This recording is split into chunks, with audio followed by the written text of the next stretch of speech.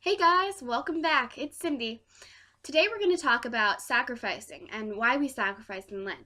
I have a little bit of a background for you. Lent was originally a 40-day fast. It was considered an apostolic institution. St. Leo encouraged the church to abstain to, and I quote, fulfill with their fast the apostolic institution, end of quote. St. Jerome also uttered similar words concerning fasting as an apostolic institution. However, many modern scholars reject this idea since the first 3 centuries there was great diversity concerning the practice of fasting in Lent. Nevertheless, today we fast, or rather offer sacrifice for 40 days in Lent.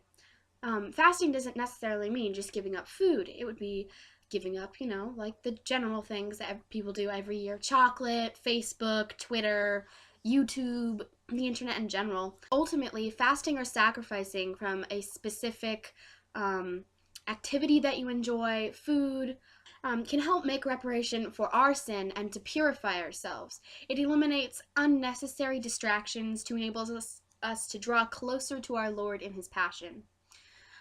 Lent is a time of unselfish sacrifice. So by unselfish sacrifice, I mean we don't do the sacrifice for ourselves. Now, an example of that would be, I just read A Murder in the Cathedral, and Archbishop Becket was actually tempted to go and to willfully offer himself as a martyr. And he said to those around him in the play who were tempting him, no, I couldn't do that because that would be selfish, because I want that for myself. That would be for my own motives. However, he waited there, and he was, unfortunately, martyred anyway, but he didn't go seek it for his own means. And unfortunately, many people, including myself, have forgotten the true meaning behind sacrifice. Saint Therese, the Little Flower, made many small sacrifices, not for herself, but for her family and friends around her. These included the unselfish acts of humility, not being gluttonous. And during Lent, we should try to imitate that. We should try not only to benefit ourselves, but to make our home, our families, and our friends happier and closer to God with our sacrifices. So we shouldn't just give up something. And I've done this too in the past. I'm going to give up junk food because then I'm going to lose weight. And that is my reason for giving up. Not for wanting to be closer with God, not for wanting to give up something to sacrifice for Him and for souls in purgatory or for people in the Middle East. It's for myself. It's a selfish reason behind it. People also give up chocolate because then they're like, oh my goodness, it's going to taste good on Easter. I mean, there's always going to be that little selfish motive behind sacrificing. And there's not really anything we can do about that because we're human.